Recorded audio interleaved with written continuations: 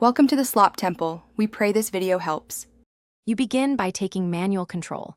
Turn off auto brightness so the phone won't override your changes.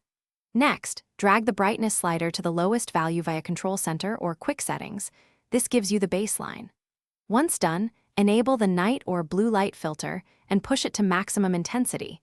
This shifts color and reduces perceived glare.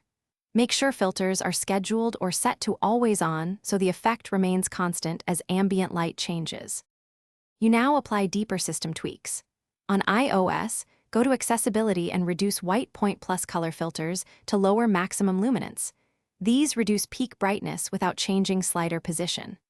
On Android, change display contrast or enable battery savers display reductions. Also explore developer options for minimum brightness or night mode overrides.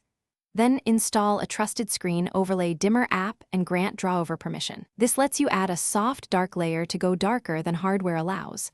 Test each change increment. You finish by fine-tuning. Adjust overlay opacity and color temperature until the display is comfortable for dark environments. Once done, reboot the device to ensure all settings and apps load correctly. If an overlay fails to appear, re-grant permissions or reinstall the app. If software limits remain too bright, apply a matte anti-glare or dimming film to the screen. It reduces light physically and solves persistent brightness. One troubleshooting tip: if colors look wrong, temporarily disable overlays to isolate which setting causes the issue. Thanks for watching. Consider subscribing if we helped you.